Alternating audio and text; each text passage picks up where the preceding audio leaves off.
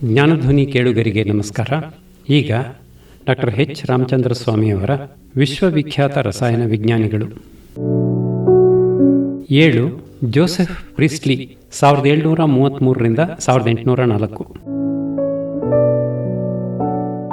ಇಂಗ್ಲೆಂಡಿನ ಲೀಡ್ಸ್ ಬಳಿಯ field head ಎಂಬ ಹಳ್ಳಿಯ ದೈವಜ್ಞ ಮನೆತನವೊಂದರಲ್ಲಿ 1733ರಲ್ಲಿ ಜನಿಸಿದ ಪ್ರೀಸ್ಟ್ಲಿ ಪಾದ್ರಿಯಾಗುವುದಕ್ಕೆಂದೇ ಬೆಳೆದವನು. ಆದಮ್ ಈವರ ಆದಿಮೂಲದ ಪಾಪವೇ ಮಾನವನನ್ನು ಇಂದಿಗೂ ಪಾಪಿಯನ್ನಾಗಿಯೇ ಉಳಿಸಿದೆ ಎನ್ನುವಂತಹ ಕ್ಯಾಥೋಲಿಕ್ ಕ್ರಿಶ್ಚಿಯನ್ ಸಾಂಪ್ರದಾಯಿಕ ನಂಬಿಕೆಗಳನ್ನು ವಿರೋಧಿಸಿದ್ದರಿಂದ ಅವನನ್ನು ಕೇವಲ ವಾರ್ಷಿಕ 30 ಪೌಂಡ್ ಸಂಬಳದ ಮೇಲೆ ಸಫೋಕ್ ಎಂಬ ಪುಟ್ಟ ಹಳ್ಳಿಯಲ್ಲಿ ಪೂಜಾರಿಯಾಗಿ ನೇಮಿಸಿದರು. ಬೋಧನೆ ಎಂದರೆ ಇಷ್ಟವಾಗದ ಅವನು ಅಲ್ಲಿ ಬೆಳಗಿನಿಂದ ಸಂಜೆಯವರೆಗೆ ಶಾಲೆಯಲ್ಲಿ French, Italian, German, Arabic, Cyriac ಇತ್ಯಾದಿ ವಿವಿಧ ಭಾಷೆಗಳನ್ನು ಕಲಿಸಬೇಕಾಗಿತ್ತು. ಕೆಲ ವರ್ಷಗಳ ನಂತರ ವಾರಿಂಗ್ಟನ್ನಲ್ಲಿ ಚರ್ಚ್ ವಿರೋಧಿಗಳು ನಡೆಸುತ್ತಿದ್ದ ಶಾಲೆಯನ್ನು ಸೇರಿದ ಪ್ರೀಸ್ಟ್ಲಿ ಅಲ್ಲಿ ಮೇಸ್ಟ್ರ ಕೆಲಸ ಮಾಡಿಕೊಂಡೇ ರಸಾಯನವಿದ್ಯೆ, ಶರೀರ ರಚನಾಶಾಸ್ತ್ರ ಇತ್ಯಾದಿಗಳನ್ನು ಅಧ್ಯಯನ ಮಾಡಿದ. ತನ್ನ 34ನೆಯ ವಯಸ್ಸಿನಲ್ಲಿ ಲೀಡ್ಸ್ನ ಮಿಲ್ ಹಿಲ್ ದೇವಾಲಯದ ಪ್ರಧಾನ ಅರ್ಚಕನಾಗಿ ಬಂದ ಪ್ರೀಸ್ಟ್ಲಿ ತುಂಬ ಬಡವನಾಗಿದ್ದ. ತನ್ನ ಅಭಿಪ್ರಾಯಗಳಿಂದಾಗಿ ಯಾರಿಗೂ ಬೇಡದವನಾಗಿದ್ದ. ಒಂದು ಸಲ ಅವನು ಲಂಡನ್ನಿಗೆ ಬಂದಾಗ ಅಕಸ್ಮಾತ್ ಬೆಂಜಮಿನ್ ಫ್ರಾಂಕ್ಲಿನ್ನ ಭೇಟಿಯಾದ ಪರಿಣಾಮವಾಗಿ ವಿದ್ಯುತ್ತಿನ ಬಗ್ಗೆ ಆಸಕ್ತಿ ಮೂಡಿತು. ತನ್ನ ಸಂಪ್ರದಾಯ ವಿರೋಧಿ ಭಾವನೆಗಳಿಗೆ ಇಂಬು ಕೊಡುವ ಸಾಧನವಾಗಿ ಪ್ರೀಸ್ಟ್ಲಿ ವಿಜ್ಞಾನದ ಹೆಚ್ಚಿನ ಅಧ್ಯಯನ ಕೈಗೊಂಡ. ಮನೆಯ ಪಕ್ಕದಲ್ಲಿ ಮದ್ಯದ ಕೈಗಾರಿಕೆ ಒಂದಿತ್ತು. ಬೀರ್ ತಯಾರಿಕೆಯ ಆ ವಾಸನೆ, ಬುಳುಬುಳನೆ ಮೇಲೇಳುವ ಆ ಗುಳ್ಳೆಗಳು, ವಿರಾಮ ಕಾಲದಲ್ಲಿ ಅಲ್ಲಿಗೆ ಹೋಗಿ ನೋಡುತ್ತಾ ನಿಲ್ಲುತ್ತಿದ್ದ. ಪಾದ್ರಿಯಾದವನೊಬ್ಬನು ಕಿಡಿಗೊಳ್ಳಿಯೊಂದನ್ನು ಬುದ್ಬುದನದ ಅನಿಲದ ಬಳಿ ಹಿಡಿದು ಪರೀಕ್ಷಿಸುತ್ತಾ ನಿಲ್ಲುವುದನ್ನು ನೋಡಿ ಕಾರ್ಖಾನೆಯವರಿಗೆ ತಮಾಷೆ.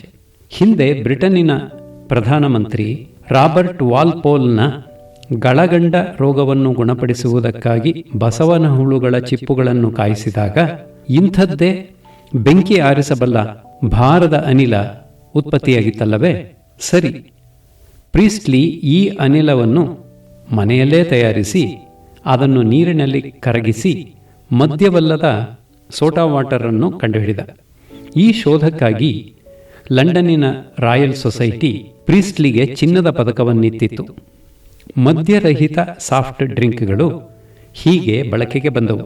ಅವುಗಳ ರುಚಿಗೆ ಎಲ್ಲರೂ ಮಾರು ಹೋದರು. ಖುಷಿಯಾದ ಪ್ರೀಸ್ಟ್ಲಿ ಇನ್ನೂ ಹೆಚ್ಚು ಹೆಚ್ಚು ಪ್ರಯೋಗಗಳನ್ನು ಕೈಗೊಂಡ. ಮನಸ್ಸಿಗೆ ಇಷ್ಟವಾಗದ ಆ ಪಾದ್ರಿಯ ಕೆಲಸಕ್ಕಿಂತ ಈ ರಾಸಾಯನಿಕ ಪ್ರಯೋಗಗಳ ಗೀಳು ಅದೆಷ್ಟೋ ವಾಸಿ ಎನಿಸಿತು. ಉಪ್ಪನ್ನು, ಗಂಧಕಾಮ್ಲ, ಗಾಜೆಣ್ಣೆಯನ್ನು ಸೇರಿಸಿ ಕಾಯಿಸಿದಾಗ ಹೊಸ ಅನಿಲವೊಂದು ಸಿಕ್ಕಿತು. ಆ ಘಾಟು ವಾಸನೆಯ ಗಾಳಿಯಲ್ಲಿ ಧೂಮವಾಗುವ ಅನಿಲವನ್ನು ಪಾದರಸದ ಮೇಲೆ ಸಂಗ್ರಹಿಸಿದ. ನೀರು ಅದನ್ನು ಸಿರ್ರೆಂದು ಕುಡಿದು ಬಿಟ್ಟಿತು. ಹಾಗೆ ಲಭಿಸಿದ ದ್ರಾವಣವೇ ಮ್ಯೂರಿಯೇಟಿಕ್ ಆಮ್ಲ ಅಥವಾ ಇಂದಿನ ಹೈಡ್ರೋಕ್ಲೋರಿಕ್ ಆಮ್ಲ. ರೆವರೆಂಡ್ ಜೋಸೆಫ್ ಪ್ರೀಸ್ಟ್ಲಿಯ ಭಕ್ತರಿಗೆ ತಮ್ಮ ಗುರುಗಳು ಧರ್ಮ ಬೋಧನೆಯನ್ನು ಬದಿಗಿಟ್ಟು ಬಾಟ್ಲಿ ಬುದ್ದಲಿಗಳೊಂದಿಗೆ ಸೆಣಸುವುದು ಮುಜುಗರವೆನಿಸಿತು. 2 ದೋಣಿಯಲ್ಲಿ ಕಾಲಿಡಬೇಡಿರೆಂದು ಗೊಣಗಿದರು. ಆದರೆ ಪ್ರೀಸ್ಟ್ಲಿ ಕೇಳಬೇಕಲ್ಲ. ಈಗ ಇನ್ನೊಂದು ಅನಿಲ, ಅಮೋನಿಯಾ ಸಿಕ್ಕಿತು. ಪ್ರಯೋಗಶಾಲೆಯ ತುಂಬಾ ಬಿಳಿಯ ಧೂಮ, ಕುದುರೆ ರೊಪ್ಪದ ವಾಸನೆ. ಈ ಅನಿಲವೂ ಪಾದರಸದ ಮೇಲೆ ಸಂಗ್ರಹವಾಗುತ್ತಿತ್ತು. ನೀರು ಅದನ್ನು ಹೀರುತ್ತಿತ್ತು. ಈ 2 ಒಣ ಅನಿಲಗಳನ್ನು ಒಗ್ಗೂಡಿಸಿದಾಗ ಆಹಾ, ಬಿಳಿಯ ಧೂಮವೇ, ತುಪ್ಪಳದಂತಹ ಬಿಳಿ ಪುಡಿಯೇ. ಆದರೆ ಅನಿಲಗಳಲ್ಲಿ ಅವುಗಳ ಘಾಟು ವಾಸನೆ ಎಲ್ಲಿ? ಲೀಡ್ಸ್ನ ಭಕ್ತರಿಗೆ ಕ್ರಮೇಣ ದೇವರ ಕಥೆಯನ್ನು ಕೇಳುವುದರ ಜೊತೆಗೆ ತಮ್ಮ ಗುರುಗಳ ಪ್ರಯೋಗಗಳನ್ನು ಕುರಿತು ಕೇಳುವುದೂ ಅಭ್ಯಾಸವಾಯಿತು. ಗುರುಗಳ ರಾಸಾಯನಿಕ ಗೀಳು ಶಿಷ್ಯರನ್ನೂ ಹಿಡಿಯಿತು. ಪ್ರೀಸ್ಟ್ಲಿ ಪ್ರಯೋಗಾಲಯದಲ್ಲಿ ಪುಂಖಾನುಪುಂಖವಾಗಿ ಪ್ರಯೋಗಗಳು ನಡೆದವು. ಅನಿಲಗಳನ್ನು ನೀರಿನ ಮೇಲೆ ಅಥವಾ ಪಾದರಸದ ಮೇಲೆ ಗಾಜಿನ ಜಾಡಿಗಳಲ್ಲಿ ಸಂಗ್ರಹಿಸಿಡುವ ವಿಧಾನ ಪ್ರೀಸ್ಟ್ಲಿ ಕಂಡುಹಿಡಿದದ್ದೇ.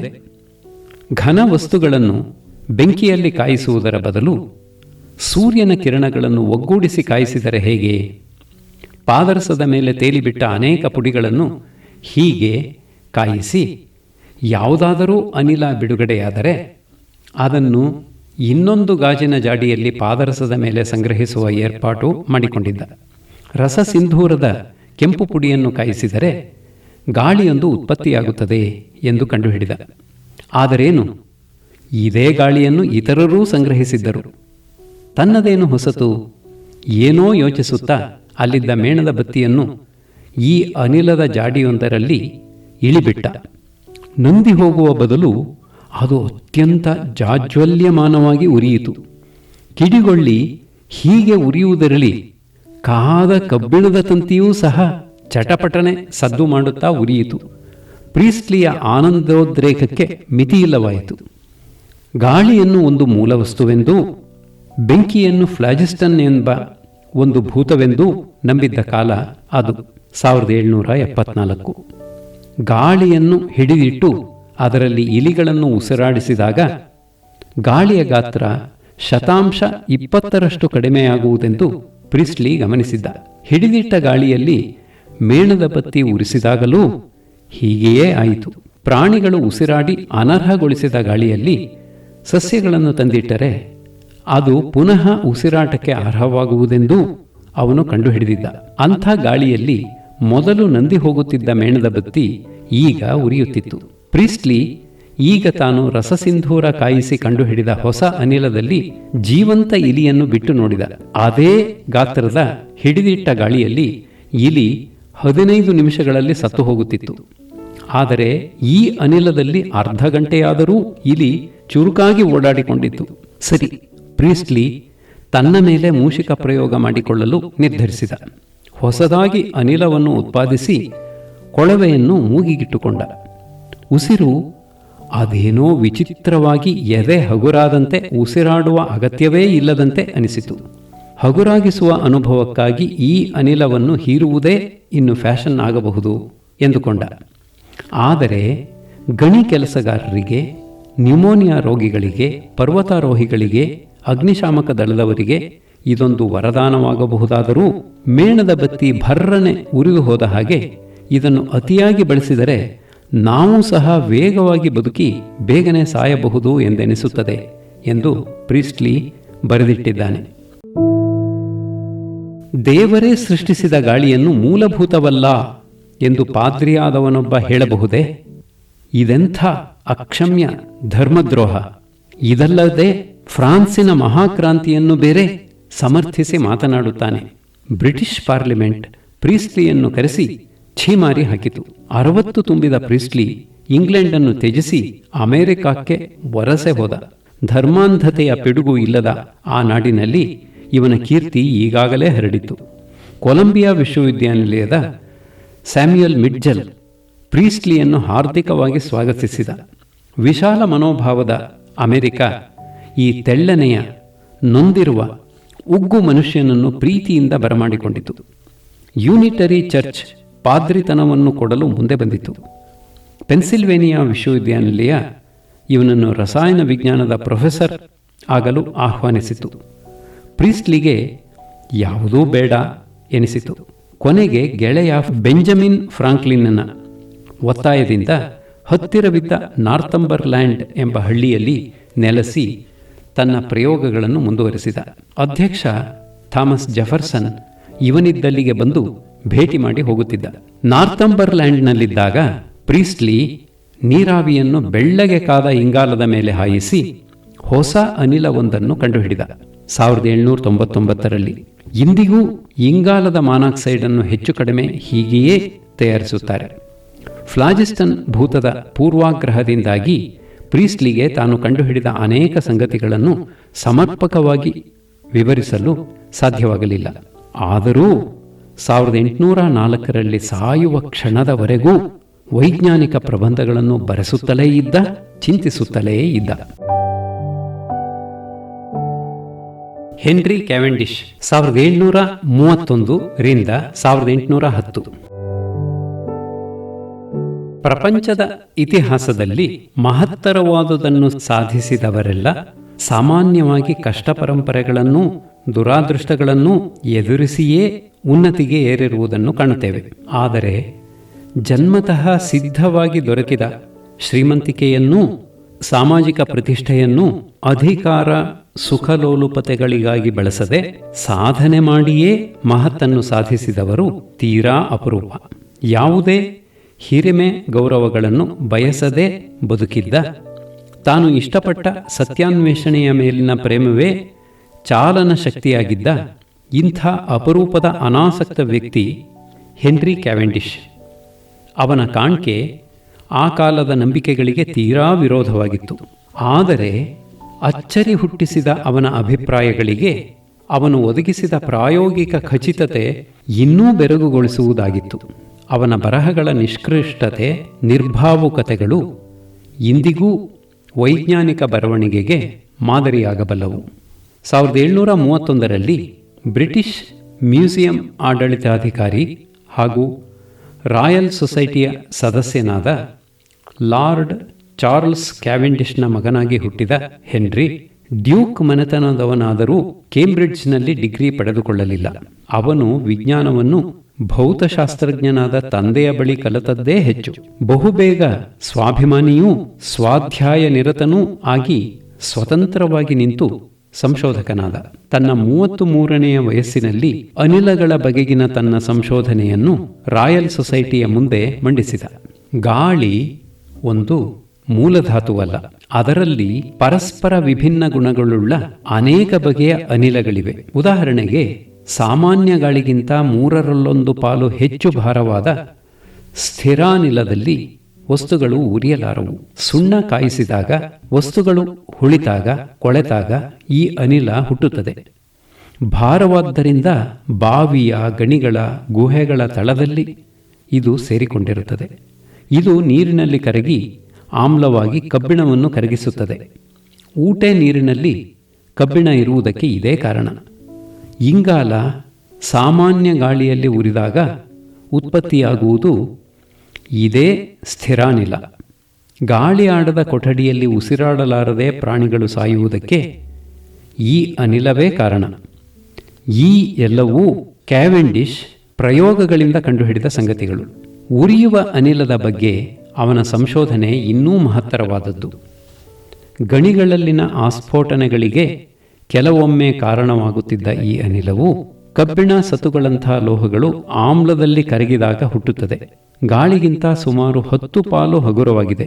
ಉರಿಯುವ ಅನಿಲದ ಈ ಗುಣವನ್ನು ಉಪಯೋಗಿಸಿ ಅದನ್ನು ಬಲೂನುಗಳಲ್ಲಿ ತುಂಬಿ ವಾಯುಯಾನವನ್ನು ಸಾಧ್ಯವಾಗಿಸಬಹುದು ಎಂದೆಲ್ಲ ಕ್ಯಾವೆಂಡಿಷ್ ಅನೇಕಾನೇಕ ಪ್ರಯೋಗಗಳಿಂದ ಸಾಧಿಸಿ ತೋರಿಸಿದ.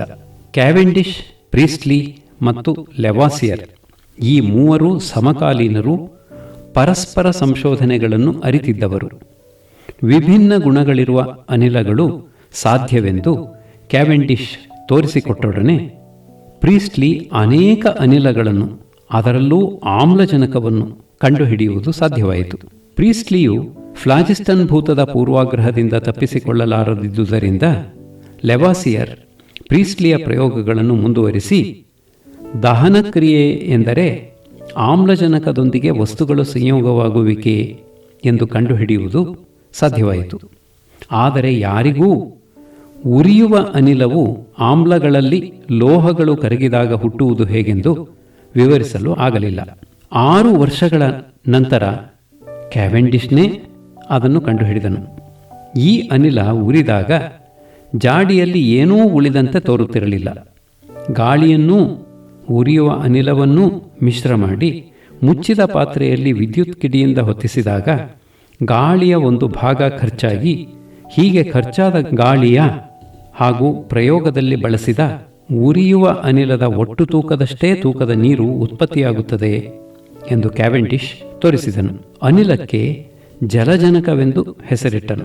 ಕ್ಯಾವೆಂಡಿಷ್ ಈ ಪ್ರಯೋಗವನ್ನು 3 ವರ್ಷ ಕಾಲ ಪುನಃ ನಡೆಸಿ ಫಲಿತಾಂಶವನ್ನು ರಾಯಲ್ ಸೊಸೈಟಿಗೆ 1784ರಲ್ಲಿ ಖಚಿತಪಡಿಸಿದನು.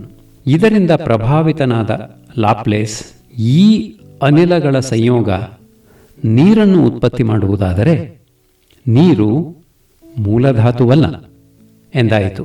ನೀರನ್ನು ವಿಭಜನೆಗೊಳಿಸಿದರೆ ಇದೇ ಅನಿಲಗಳು ಉತ್ಪತ್ತಿಯಾಗಬೇಕು ಎಂದು ತರ್ಕಿಸಿ ಅದು ಹೌದೆಂದು ಸಾಧಿಸಿ ತೋರಿಸಿದನು.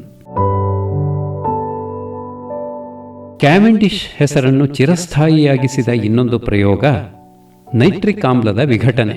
ಅವನು ಜಲಜನಕವನ್ನು ಗಾಳಿಯಲ್ಲಿ ಉರಿಸಿದಾಗ ನೀರು ಜನಿಸಿತಷ್ಟೇ ಆ ನೀರಿನಲ್ಲಿ ಸ್ವಲ್ಪ ನೈಟ್ರಿಕ್ ಆಮ್ಲವಿರುವುದನ್ನು ಗಮನಿಸಿದನು. ಹೆಚ್ಚು ಅನಿಲವನ್ನು ಉರಿಸಿದಾಗ ಹೆಚ್ಚು ನೈಟ್ರಿಕ್ ಆಮ್ಲ ಉತ್ಪತ್ತಿಯಾಯಿತು. ಅದೇ ಜಲಜನಕವನ್ನು ಆಮ್ಲಜನಕದಲ್ಲಿ ಉರಿಸಿದಾಗ ಲಭಿಸಿದ ನೀರಿನಲ್ಲಿ ಸ್ವಲ್ಪವೂ ನೈಟ್ರಿಕ್ ಆಮ್ಲವಿರಲಿಲ್ಲ. ಅಲ್ಲದೆ ನೈಟರ್ ಅಥವಾ ಪೊಟ್ಯಾಸಿಯಂ ನೈಟ್ರೇಟ್ ಅನ್ನು ಇಂಗಾಲದ ಜೊತೆ ಮಿಶ್ರ ಮಾಡಿ ಸ್ಫೋಟಿಸಿದಾಗ ಸ್ಥಿರಾನಿಲ ಹಾಗೂ ಫ್ಲಾಜಿಸ್ಟಿನ್ ರಿಕ್ತ ಅನಿಲ ಅಂದರೆ ಇಂಗಾಲದ ಡೈಆಕ್ಸೈಡ್ ಹಾಗೂ ಸಾರಜನಕ ಜನಿಸುವುದೆಂದು ಕ್ಯಾವೆಂಡಿಷ್ ಕಂಡುಹಿಡಿದನು. ಸ್ಥಿರಾನಿಲಕ್ಕೆ ಇಂಗಾಲ ಕಾರಣವಾಗುವಂತೆ ಫ್ಲಾಜಿಸ್ಟಿನ್ ರಿಕ್ತ ಅನಿಲಕ್ಕೆ ನೈಟರ್ ಕಾರಣವಾಗಬೇಕು ತಾನೆ. ಕ್ಯಾವೆಂಡಿಷ್ ಈಗ ಆಮ್ಲಜನಕ ಸಾರಜನಕಗಳ ಮಿಶ್ರಣದ ಮೂಲಕ ವಿದ್ಯುತ್ ಕಿಡಿ ಹಾಯಿಸಿ ನೈಟ್ರಸ್ ಅನಿಲವನ್ನು ಪಡೆದನು. ಅದಕ್ಕೆ ಇನ್ನಷ್ಟು ಗಾಳಿಯನ್ನೂ ನೀರನ್ನೂ ಸೇರಿಸಿದರೆ ನೈಟ್ರಿಕ್ ಆಮ್ಲ ಉತ್ಪತ್ತಿಯಾಗುವುದೆಂದು ತೋರಿಸಿದನು. ರಸಾಯನಶಾಸ್ತ್ರದ ಇತಿಹಾಸದ ಈ ಭಾಗ ಅತ್ಯಂತ ರೋಚಕ. ಅಲ್ಲಿಂದ ಮುಂದೆ ಬೇಗ ಪುಂಖಾನುಪುಂಖವಾಗಿ ಅನ್ವೇಷಣೆಗಳು ನಡೆದವು. ಬರ್ತೋಲೆ ಅಮೋನಿಯಾವನ್ನು ವಿಭಜಿಸಿ ಜಲಜನಕ ಸಾರಜನಕಗಳನ್ನು ಪಡೆದನು. ಕ್ಯಾವೆಂಡಿಷ್ ವಾತಾವರಣದ ಗಾಳಿಯಲ್ಲಿ ಆಮ್ಲಜನಕ ಸ್ಥಿರವಾದ ಪ್ರಮಾಣದಲ್ಲಿದೆ ಎಂದು ಬೇರೆ ಬೇರೆ ಭೂಭಾಗಗಳಲ್ಲಿ ಗಾಳಿಯನ್ನು ವಿಭಜಿಸಿ ಸಾಧಿಸಿ ತೋರಿಸಿದನು. ನ್ಯೂಟನ್ ಸಾಂಪ್ರದಾಯಿಕ ಭೌತಶಾಸ್ತ್ರದಿಂದ ಊಹೆ, ಕಲ್ಪನೆ, ನಂಬಿಕೆ ಇತ್ಯಾದಿಗಳನ್ನು ತೆಗೆದುಹಾಕಿ ನಿಷ್ಕೃಷ್ಟ ಪ್ರಾಯೋಗಿಕ ವಿಧಾನವನ್ನು ಚಾಲನೆಗೆ ತಂದಂತೆ ರಸಾಯನಶಾಸ್ತ್ರದ ಕುದುರೆ ಲಾಯವನ್ನು ಇಂಥವೇ ಕಶ್ಮಲಗಳಿಂದ ಹಾಗೂ ರಸವಿದ್ಯೆಯ ಸಗಣಿಯಿಂದ ಮುಕ್ತಗೊಳಿಸಿ ಶುಚಿಗೊಳಿಸಿದವನು, ಮೊಟ್ಟಮೊದಲ ನಿಷ್ಕೃಷ್ಟ ಪ್ರಯೋಗಗಳನ್ನು ನಡೆಸಿದವ ಕ್ಯಾವೆಂಡಿಷ್ ಎಂಬುದರಲ್ಲಿ ಎರಡು ಮಾತಿಲ್ಲ. ಕ್ಯಾವೆಂಡಿಷ್ ಜ್ಯಾಮಿತಿಯಲ್ಲೂ ಒಳ್ಳೆ ಚಿಂತನೆಯನ್ನು ನಡೆಸಿ ಭೂಮಿಯ ಸಾಂದ್ರತೆಯನ್ನು ಲೆಕ್ಕಾಚಾರ ಮಾಡಿ ಭೂಮಿಯ ತೂಕವನ್ನು ಕಂಡುಹಿಡಿದನು. ಆರ್ಕಿಮಿಡಿಸ್ಗೆ ಭೂಮಿಯನ್ನು ಚಲಿಸಲು ಸನ್ನೆಗೋಲು ಅಗತ್ಯವಾಯಿತು. ಆದರೆ ಕ್ಯಾವೆಂಡಿಷ್ಗೆ ಭೂಮಿಯ ತೂಕವನ್ನು ಕಂಡುಹಿಡಿಯಲು ಏನೊಂದೂ ಅಗತ್ಯವಾಗಲಿಲ್ಲ. ಮಣ್ಣಿನ ಸಾಂದ್ರತೆ ನೀರಿನ 2.5ರಷ್ಟು, ಬಂಡೆಗಳದ್ದು ಹೆಚ್ಚೆಂದರೆ ನೀರಿನ 3ರಷ್ಟು. ಆದರೆ ಕ್ಯಾವೆಂಡಿಷ್ ಕಂಡುಹಿಡಿದ ಭೂಮಿಯ ಸಾಂದ್ರತೆ ನೀರಿನ 5.5ರಷ್ಟು. ಎಂದ ಮೇಲೆ ಭೂಕೇಂದ್ರ ಭಾಗದಲ್ಲಿ ಹೆಚ್ಚು ಸಾಂದ್ರತೆಯ ಲೋಹಗಳು ಇರಲೇಬೇಕೆಂಬುದು ಅವನ ಪ್ರತಿಪಾದನೆ. ಕ್ಯಾವೆಂಡಿಷ್ನ ಈ ಸಮ್ಯಕ್ ದರ್ಶನದ ಎದುರು ಅಂದಿನ ವೈಜ್ಞಾನಿಕ ಜಗತ್ತು ಬೆರಗುವಟ್ಟು ಶ್ರೀಮನ್ಮುಖವಾಗಿ ಹೋಯಿತು. ಇದಲ್ಲದೆ ಅವನು ಮೂಲಭೂತ ವಿದ್ಯುತ್ ತತ್ವದ ಬಗ್ಗೆ, ಉಲ್ಕೆಗಳ ಬಗ್ಗೆ, ಕಾಲದ ಅಳತೆಯ ಬಗ್ಗೆ ಪ್ರಬಂಧಗಳನ್ನು ಮಂಡಿಸಿದ್ದಾನೆ. ತನ್ನ ಕೊನೆಗಾಲದಲ್ಲಿ ಕ್ಯಾವೆಂಡಿಷ್ ಆಕಾಶಕಾಯಗಳ ಅಧ್ಯಯನಕ್ಕೆ ಅಗತ್ಯವಾದ ಯಂತ್ರಗಳನ್ನು ರೂಪಿಸುತ್ತಿದ್ದ. ಇಂಥ ಸಫಲ ಜೀವನದ ಹಿನ್ನೆಲೆಯಲ್ಲಿ ಅವನ ಅಗಾಧವಾದ ತಪಸ್ಸಿತ್ತು, ಔದಾರ್ಯವಿತ್ತು, ಶ್ರೀಮಂತಿಕೆ ಇತ್ತು. ಒಳ್ಳೆಯ ಮಾತುಗಾರನಾದರೂ ಅವಶ್ಯಕತೆ ಇಲ್ಲದೆ ಒಂದೇ ಒಂದು ಮಾತನ್ನೂ ಆಡುತ್ತಿರಲಿಲ್ಲ. 79ನೆಯ ವಯಸ್ಸಿನಲ್ಲೂ ಅವನ ದೇಹ ಮನಸ್ಸುಗಳು ದೃಢವಾಗಿದ್ದವು. ಮಾತ್ಸರ್ಯವಾಗಲಿ ಇನ್ನೊಬ್ಬರ ಅಲ್ಪತನದ ಟೀಕೆಗಳಾಗಲಿ ಅವನನ್ನು ಎಂದೂ ಬಾಧಿಸುತ್ತಿರಲಿಲ್ಲ. ಅವನ ದಿನಚರಿ ಅವನ ಪ್ರಯೋಗಗಳಷ್ಟೇ ನಿರ್ದಿಷ್ಟ, ನಿರ್ದುಷ್ಟ, ನಿಷ್ಕೃಷ್ಟ ಹಾಗೂ ಉದ್ದೇಶಿತವಾಗಿರುತ್ತಿತ್ತು. ಅಧ್ಯಯನ ನಿರತ ಋಷಿಯಂತೆ ಏಕಾಂಗಿಯಾಗಿ ಬದುಕಿದ ಅವನ ಅಗತ್ಯಗಳು ಕೇವಲವಾಗಿದ್ದವು. ಸಾರ್ವಜನಿಕರಿಗಾಗಿ ಒಂದು ಬೃಹತ್ ಪುಸ್ತಕ ಭಂಡಾರ, ಅಲ್ಲಿ ಅವನೇ ಪುಸ್ತಕಗಳನ್ನು ಎರವಲು ಪಡೆದು ಹಿಂದಿರುಗಿಸುತ್ತಿದ್ದ. ಒಂದು ಸುಸಜ್ಜಿತ ಪ್ರಯೋಗಶಾಲೆ, ಅಲ್ಲಿ ಅವನ ಅನೇಕ ಪ್ರತಿಭಾನ್ವಿತ ಶಿಷ್ಯರು ಆಶ್ರಿತರಾಗಿ ದುಡಿಯುತ್ತಿದ್ದರು. ಹಾಗೂ ಅಂದಿನ ಕಾಲದ 12 ಲಕ್ಷ ಪೌಂಡ್ಗಳಷ್ಟು ದತ್ತಿಯನ್ನು ಬಿಟ್ಟು ಹೋದ ಕ್ಯಾವೆಂಡಿಷ್ ಒಂದೇ ಒಂದು ನಿಮಿಷವನ್ನಾಗಲಿ ಒಂದೇ ಒಂದು ಮಾತನ್ನಾಗಲಿ ಅನಗತ್ಯವಾಗಿ ವಿನಿಯೋಗಿಸುತ್ತಿರಲಿಲ್ಲ. ನ್ಯೂಟನ್ನಂತೆ ಅವನೂ ಅಂದಿನ ಬೌದ್ಧಿಕ ಧ್ರುವತಾರೆಯಾಗಿ ಬೆಳಗಿದ ಮಹಾವಿಜ್ಞಾನಿಗಳಲ್ಲಿ ಅದ್ವಿತೀಯನೆನಿಸಿ ಬಾಳಿದ. Karl Wilhelm ಶೀಲೆ 1742ರಿಂದ 1786. ರಸಾಯನ ವಿಜ್ಞಾನ ಚರಿತ್ರೆಯಲ್ಲಿ ಶೀಲೆಯ ಸ್ಥಾನ ಎಷ್ಟು ಹಿರಿದಾದದ್ದು ಎಂದರೆ ಅವನ ಹೆಸರನ್ನು ಹೇಳುವಾಗ ಯಾರೊಬ್ಬರೂ ಗೌರವ ಕೃತಜ್ಞತೆಗಳಿಂದ ತುಂಬಿ ಹೋಗದೇ ಇರಲಾರರು. ಹಿಂದಿನ ಎಲ್ಲ ಸಂಶೋಧನಕಾರರಿಗಿಂತಲೂ, ಅವನ ಸಮಕಾಲೀನರಿಗಿಂತ, ಅವನ ಮುಂದಿನವರಿಗಿಂತಲೂ ಎಂದೂ ಬೇಕಾದರೆ ಸೇರಿಸಬಹುದು, ಪ್ರಾಮುಖ್ಯತೆಯುಳ್ಳ, ಅನಿರೀಕ್ಷಿತವಾದ ಹಾಗೂ ಅನನ್ಯ ಸಾಧಾರಣವಾದ ಆವಿಷ್ಕಾರಗಳ ಸರಮಾಲೆಯನ್ನೇ ಸಾಧಿಸಿದವನು ಅವನು. ಅವನಷ್ಟು ಸಂಖ್ಯೆಯಲ್ಲಿ ಸಂಶೋಧನೆಗಳನ್ನು ಮಾಡಿದವರು ಬೇರೊಬ್ಬರಿಲ್ಲ ಎಂದೇ ಹೇಳಬಹುದು. ಸ್ವೀಡನ್ನಿನ ಸ್ಟ್ರಾಲ್ಸುಂಡ್ ಎಂಬ ಹಳ್ಳಿಯಲ್ಲಿ ವ್ಯಾಪಾರಿಯೊಬ್ಬನ ಮಗನಾಗಿ 1742ರಲ್ಲಿ ಶೀಲೆ ಹುಟ್ಟಿದನು. ಬಹು ಸಣ್ಣ ವಯಸ್ಸಿನಲ್ಲಿಯೇ ಅವನಿಗೆ ವೈದ್ಯ ರಸಾಯನ ಕಲೆಯ ಮೇಲೆ ಆಸಕ್ತಿ ಮೂಡಿತು. ಅವರಪ್ಪನೂ ಅದನ್ನು ಅನುಮೋದಿಸಿದನು. ಗೋಥೆನ್ಬರ್ಗ್ನ ಬಾಕ್ ಎಂಬ ವೈದ್ಯ ಹಾಗೂ ಗ್ರಂಥಿಗೆ ವ್ಯಾಪಾರಿಯ ಬಳಿ ಸೇರಿ 6 ವರ್ಷ ಕಾಲ ಅಲ್ಲಿದ್ದು ವೈದ್ಯರನ್ನೂ ಔಷಧಿಗಳನ್ನೂ ಪರಿಚಯ ಮಾಡಿಕೊಂಡನು. ಆಗ ಅಲ್ಲಿಗೆ ಭೇಟಿಯನ್ನಿತ್ತ ಸ್ಟ್ರಾಲ್ಸುಂಡ್ನ ನುರಿತ ವೈದ್ಯ ಗ್ರನ್ಬರ್ಗ್ ಹೇಳುವಂತೆ, ಅವನು ತುಂಬಾ ತತ್ಪರತೆಯಿಂದ, ಶ್ರದ್ಧೆಯಿಂದ, ನಿಷ್ಠೆಯಿಂದ ಎಲ್ಲವನ್ನೂ ಅವಲೋಕಿಸುತ್ತಲೇ ವಿದ್ಯೆಯನ್ನು ಕಲಿತ. ರಾತ್ರಿಯಲ್ಲಿ ಅವುಗಳ ಬಗ್ಗೆಯೇ ಚಿಂತಿಸುತ್ತಿದ್ದ. ನ್ಯೂಮನ್, ಲೆಮರಿ, ಕಂಕೆಲ್, ಸ್ಟಾಲ್ ರಂತಹ ಪೂರ್ವಿಕರ ಬರಹಗಳನ್ನು ಕಷ್ಟಪಟ್ಟು ಓದಿ ಮನನ ಮಾಡುತ್ತಿದ್ದ. ಅಲ್ಲದೆ ಗುಟ್ಟಾಗಿ ಪ್ರಯೋಗಗಳನ್ನೂ ಮಾಡುತ್ತಿದ್ದ. ಗೋಥೆನ್ಬರ್ಗ್ ಬಿಟ್ಟ ಮೇಲೆ 1765ರಲ್ಲಿ ಮಾಲ್ಮೋ ನಗರದ ಕಾರ್ಲ್ಸ್ಟೋಮ್ ಎಂಬವನ ಬಳಿ, 1767ರಲ್ಲಿ ಸ್ಟಾಕ್ಹೋಮ್ನ ಸ್ಕ್ಯಾರೆನ್ಬರ್ಗ್ ಎಂಬವನ ಬಳಿ, ನಂತರ 1773ರಲ್ಲಿ ಉಪ್ಸಾಲಾದ ಲೂಕ್ ಎಂಬುವನ ಬಳಿ ವೈದ್ಯ ಸಹಾಯಕನಾಗಿ ಶೀಲೆ ಕೆಲಸ ಮಾಡಿದನು. ಉಪ್ಸಾಲಾದಲ್ಲಿ ಕೆಲಸ ಮಾಡಲು ಪ್ರಯೋಗಶಾಲೆಯೊಂದು ಸಿಕ್ಕಿದ್ದಲ್ಲದೆ ಬರ್ಗ್ಮನ್ನಂತಹ ಅನೇಕ ವಿದ್ವಾಂಸರುಗಳ ಪರಿಚಯವಾಯಿತು. ಪರ್ಷಿಯಾದ ರಾಜಕುಮಾರ ಹೆನ್ರಿ ಉಪ್ಸಾಲಾಕ್ಕೆ ಬಂದಾಗ ಅಲ್ಲಿಯ ವಿಜ್ಞಾನ ಅಕಾಡೆಮಿ ಕೆಲವು ಪ್ರಯೋಗಗಳನ್ನು ತೋರಿಸುವಂತೆ ಅವನನ್ನು ಕೋರಿತು. ಶೀಲೆ ಆಶ್ಚರ್ಯಕರವಾದ ಪ್ರಯೋಗ ಪ್ರದರ್ಶನ ಮಾಡಿದ್ದಲ್ಲದೆ ರಾಜಕುಮಾರನ ಎಲ್ಲ ಪ್ರಶ್ನೆಗಳಿಗೂ ತೃಪ್ತಿಕರವಾಗಿ ಉತ್ತರಿಸಿ ಚಪ್ಪಾಳೆ ಗೆದ್ದುಕೊಂಡನು. ಕೋಪಿಂಗ್ ನಗರದ ಗ್ರಂಥಿಗೆ ವೈದ್ಯ ಪೋಲರ್ ಮರಣಾನಂತರ 1775ರಲ್ಲಿ ಅಲ್ಲಿಯ ವೈದ್ಯಕೀಯ ಕಾಲೇಜು ಶೀಲೆಯನ್ನು ಅವನ ಸ್ಥಾನಕ್ಕೆ ಆರಿಸಿತು. ಇಲ್ಲಿ ಶೀಲೆ ಪೂರ್ಣ ಪ್ರಕಾಶಕ್ಕೆ ಬರತೊಡಗಿದ. ಬೇರಿಯಂ ಆಕ್ಸೈಡ್ ಅಥವಾ ಬೆರಿಟಾದ ಪ್ರತ್ಯಾಮ್ಲೀಯತೆ, ಫ್ಲೋರ್ ಸ್ಟಾರ್ನಲ್ಲಿ ಅಡಗಿದ್ದ ಅಚ್ಚರಿಯ ಹೈಡ್ರೋಫ್ಲೂರಿಕ್ ಆಮ್ಲ, ಮ್ಯಾಗ್ನೀಸ್ ಡೈಆಕ್ಸೈಡ್ ಅಥವಾ ಮೆಗ್ನೀಸಿಯಾ ನೈಗ್ರದ ಫ್ಲಾಜಿಸ್ಟನ್ ವಿರೇಚಕ ಶಕ್ತಿ ಇತ್ಯಾದಿಗಳ ಕುರಿತು ಪ್ರಯೋಗಗಳು ನಡೆದವು. ಮೆಗ್ನೀಷಿಯಾ ನೈಗ್ರ ಬಳಸಿ ಮ್ಯೂರಿಯೇಟಿಕ್ ಆಮ್ಲವನ್ನು ಉತ್ಕರ್ಷಿಸಿ ಕ್ಲೋರಿನನ್ನು ಕಂಡುಹಿಡಿದ. ಅಗ್ನಿವಾಯುಗಳ ಕುರಿತು ಶೀಲೆಯ ಗ್ರಂಥವೊಂದು ಪ್ರಕಟವಾಯಿತು 1777ರಲ್ಲಿ. ಬರ್ಗ್ಮನ್ ಮುನ್ನುಡಿ ಬರೆದ, ಇಂಗ್ಲಿಷಿಗೂ ಫ್ರೆಂಚಿಗೂ ಭಾಷಾಂತರವಾಗಿ ಅನೇಕ ಮುದ್ರಣಗಳನ್ನು ಕಂಡ ಇದರಲ್ಲಿ ಶೀಲೆ ತನ್ನ ಈ ಹಿಂದಿನ ಎಲ್ಲ ಪ್ರಯೋಗಗಳನ್ನೂ ಅವುಗಳ ಫಲಿತಾಂಶಗಳನ್ನು ವಿವರಿಸಿದ್ದಾನೆ. ಅನಂತರ ಶೀಲೆ ಸ್ಟಾಕ್ಹೋಮ್ ಅಕಾಡೆಮಿಯಿಂದ ಪ್ರಕಟಿಸಲಾರಂಭಿಸಿದ, ಆರ್ಸೆನಿಕ್ನಿಂದ ಪೂರ್ತಿಯಾಗಿ ಫ್ಲಾಜಿಸ್ಟಿನ್ ತೆಗೆದುಬಿಟ್ಟರೆ ಅಥವಾ ಉತ್ಕರ್ಷಿಸಿದರೆ ನೀರಿನಲ್ಲಿ ಕರಗಬಲ್ಲ ಆಮ್ಲವಾಗಿ ಪರಿಣಮಿಸುತ್ತದೆ. ಸಿಲಿಕಾದಿಂದ ಬೌಮೆ ತಯಾರಿಸಿದ ಪಟಿಕಾರ ಸಿಲಿಕಾದಿಂದ ಬಂದದ್ದಲ್ಲ, ಬದಲಿಗೆ ಪೊಟ್ಯಾಷ್ ಜೊತೆ ಮಣ್ಣಿನ ಮೂಸೆಯಲ್ಲಿ ಕಾಯಿಸಿದಾಗ ಮೂಸೆಯ ಮಣ್ಣಿನಿಂದ ಉಂಟಾದದ್ದು. ಏಕೆಂದರೆ ಕಬ್ಬಿಣದ ಮೂಸೆಯಲ್ಲಿ ಪೊಟ್ಯಾಷ್ ಜೊತೆ ಸಿಲಿಕಾವನ್ನು ಕಾಯಿಸಿದಾಗ ಪಟಿಕಾರ ಬರುವುದಿಲ್ಲ. ಮಾಲಿಬ್ಡೆನಾ ನೈಟೆನ್ಸ್, ಆಗ ಇದನ್ನು ಗ್ರಾಫೈಟಿನ ಇನ್ನೊಂದು ರೂಪವೆಂದು ಭಾವಿಸಲಾಗಿತ್ತು, ನೈಟ್ರಿಕ್ ಆಮ್ಲದೊಂದಿಗೆ ವರ್ತಿಸಿ ಹೊಸದೊಂದು ಆಮ್ಲ ಮಾಲಿಬ್ಡಿಕ್ ಆಮ್ಲವನ್ನು ಕೊಡುತ್ತದೆ.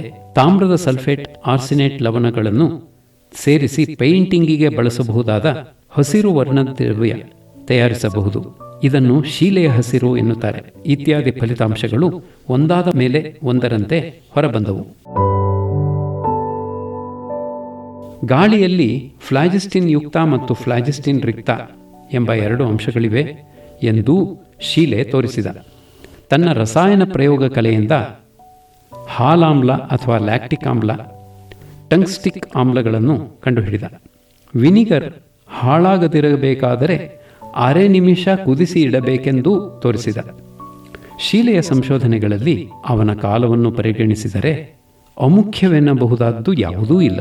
ಪ್ರಷ್ಯನ್ ನೀಲಿಯನ್ನು ಪ್ರತ್ಯೇಕಿಸಿದ್ದು ಅಲ್ಲದೆ ಕಲ್ಲಿದ್ದಲು, ಸೋಡಾ, ನವಾಸಾಗರಗಳನ್ನು ಉಪಯೋಗಿಸಿ ಅದನ್ನು ಕೃತಕವಾಗಿ ಸಂಶ್ಲೇಷಿಸಿದ್ದು ಅವನಿಗೆ ಕೀರ್ತಿ ತಂದಿತು. ಕೊಬ್ಬುಗಳನ್ನು ಲಿಥಾರ್ಜ್ ಅಥವಾ ಸೀಸದ ಪ್ರತ್ಯಾಮ್ಲೀಯ ಕಾರ್ಬನೇಟ್ ಅನ್ನು ನೀರುಗಳೊಂದಿಗೆ ಕಾಯಿಸಿದಾಗ ಉತ್ಪತ್ತಿಯಾಗುವ ಸಿಹಿ ರಸ ಗ್ಲಿಸರಿನ್ ಅನ್ನು ಕಂಡುಹಿಡಿದನಲ್ಲದೆ ಅದನ್ನು ಸಕ್ಕರೆ ಜೇನುತುಪ್ಪಗಳ ಹಾಗೆ ಸ್ಫಟಿಕೀಕರಿಸುವುದು ಕಷ್ಟ, ಅವುಗಳ ಹಾಗೆಯೇ ಕಾಯಿಸಿದಾಗ ಸುಲಭವಾಗಿ ನಾಶವಾಗದೆ ಭಟ್ಟಿ ಇಳಿಯುತ್ತದೆ, ಹುದುಗು ಭರಿಸಲೂ ಆಗದು ಎಂದೆಲ್ಲ ಬರೆದಿಟ್ಟಿದ್ದಾನೆ. ಲಿಂಬೆ ರಸವನ್ನು ಹೆಚ್ಚಾದ ಸುಣ್ಣದೊಂದಿಗೆ ಮಿಶ್ರ ಮಾಡಿ ಒತ್ತರವನ್ನು ಗಂಧಕಾಮ್ಲದಿಂದ ವಿಭಜಿಸಿದರೆ ಸ್ಫಟಿಕೀಕರಿಸಬಹುದು ಎಂದು ಬೋಧಿಸಿದ. ಈ ಸಿಟ್ರಿಕ್ ಆಮ್ಲದ ಜೊತೆಗೆ ಮ್ಯಾಲಿಕ್ ಆಮ್ಲ ಸಹ ಹಣ್ಣುಗಳಲ್ಲಿ ಇರುತ್ತದೆ ಎಂದು ತೋರಿಸಿದ. ಈ ಎಲ್ಲವೂ ಸ್ಟಾಕ್ ಹೋಮ್ನ ರಾಯಲ್ ಅಕಾಡೆಮಿಯಿಂದ ಪ್ರಕಟವಾದವು. ಶೀಲೆಯ ಪ್ರಯೋಗಗಳು ವೈವಿಧ್ಯಮಯ. ಫ್ಲೋರ್ ಸ್ಟಾರ್ ಮೇಲೆ ಗಂಧಕಾಮ್ಲ ವರ್ತಿಸಿದಾಗ ಏಳುವ ಆವಿಶೀಲ ಫ್ಲೋರೀಕೃತ ಮಣ್ಣು ಸಿಲಿಕಾ, ಫ್ಲೋರ್ ಸ್ಪಾರ್ ಆಮ್ಲ ಮತ್ತು ಕ್ಷಾರವುಳ್ಳ ವಸ್ತು ಎಂದು ತೋರಿಸಿದ. ಪ್ರಾಣಿಗಳ ತ್ಯಕ್ತ ವಸ್ತು ಇಂಗಾಲ ಮತ್ತು ಪಟಿಕಾರ ಕಾಯಿಸಿದಾಗ ಬರುವ, ಗಾಳಿಗೆ ಸೋಕಿದೊಡನೆ ಹೊತ್ತಿಕೊಳ್ಳುವ, ಆಗ ಬಹುಚರ್ಚಿತವಾಗಿದ್ದ ಹೋಬರ್ಗ್ನ ಪೈರೋಫಸ್ ಕ್ಷಾರದ ಸಹಾಯವಿಲ್ಲದೆ ಲಭಿಸುವುದಿಲ್ಲ ಎಂದು ಸ್ಥಾಪಿಸಿದ. ಸಕ್ಕರೆಯನ್ನು ನೈಟ್ರಿಕ್ ಆಮ್ಲದೊಂದಿಗೆ ಕಾಯಿಸಿ ಸ್ಯಾಕರಿಕ್ ಆಮ್ಲವನ್ನು ಪಡೆದ. ಮೂಳೆಯಿಂದ ಫಾಸ್ಫಾರಿಕ್ ಆಮ್ಲವನ್ನು ಉತ್ಪಾದಿಸಿದ. ಉರಿಯುವ ಅನಿಲ, ಪಟು ಅನಿಲಗಳು ಸಂಯೋಗವಾಗಿ ನೀರನ್ನು ಕೊಡುತ್ತವೆ ಎಂಬ ಕ್ಯಾವೆಂಡಿಶ್ ಹಾಗೂ ಲೆವಾಸಿಯರ್ ಪೃಥಕ್ಕರಿಸಿದ ಪ್ರಯೋಗವನ್ನು ತನ್ನ ಅನುಭವವೂ ಒಪ್ಪುತ್ತದೆ ಎಂದು ಬರೆದಿಟ್ಟಿದ್ದಾನೆ. ಶೀಲೆಯ ವ್ಯಕ್ತಿತ್ವ ಅವನ ಶೀಲವಂತಿಕೆಯಿಂದ ಪ್ರೇಮಮಯವಾಗಿತ್ತು. ಮೇಲುನೋಟಕ್ಕೆ ಅವನ ಅಗಾಧವಾದ ಹಿರಿಮೆ ಸ್ವಲ್ಪವೂ ಗೊತ್ತಾಗುತ್ತಿರಲಿಲ್ಲ. ಯಾವಾಗಲೂ ತನ್ನ ವೈದ್ಯಕೀಯ ಮತ್ತು ಸಂಶೋಧನೆಯಲ್ಲಿಯೇ ನಿರತನಾಗಿರುತ್ತಿದ್ದುದರಿಂದ ಸಾಮಾಜಿಕವಾಗಿ ಬೆರೆಯುವುದು ಕಡಿಮೆಯಾಗಿತ್ತು. ಅವನಿಗೆ ಅದು ಇಷ್ಟವೂ ಇರಲಿಲ್ಲ. ಯುರೋಪಿನ ಎಲ್ಲ ದೇಶಗಳಲ್ಲೂ ಅವನ ಕೀರ್ತಿ ಹರಡಿದ್ದರೂ ಏನೂ ತಿಳಿಯದವನಂತೆ ಇರುತ್ತಿದ್ದ. ತನ್ನಲ್ಲಿಗೆ ಅವನನ್ನು ಕರೆಸಿಕೊಳ್ಳಬೇಕೆಂದು ಇಂಗ್ಲೆಂಡು ಬಹಳ ಪ್ರಯತ್ನ ಮಾಡಿತಾದರೂ ಸಾಧ್ಯವಾಗಲಿಲ್ಲ. ತನ್ನ 44ನೆಯ ವಯಸ್ಸಿನಲ್ಲಿ ಗಳಗಂಡ ರೋಗಕ್ಕೆ ಬಲಿಯಾದ. ಸಾಯುವುದಕ್ಕೆ 3 ದಿನಗಳ ಮೊದಲು ತನ್ನ ಪೂರ್ವಾಧಿಕಾರಿ ಪೋಲರಿಗೆ ಕೊಟ್ಟಿದ್ದ ವಚನದಂತೆ ಅವನು ವಿಧವೆಯನ್ನು ಮದುವೆಯಾದ. ಸಾಯುವ ದಿನ ಅವಳನ್ನು ತನ್ನ ಉತ್ತರಾಧಿಕಾರಿಯನ್ನಾಗಿಸಿ 1786 ಮಾರ್ಚ್ 21 ಕೊನೆಯುಸಿರೆಳೆದ.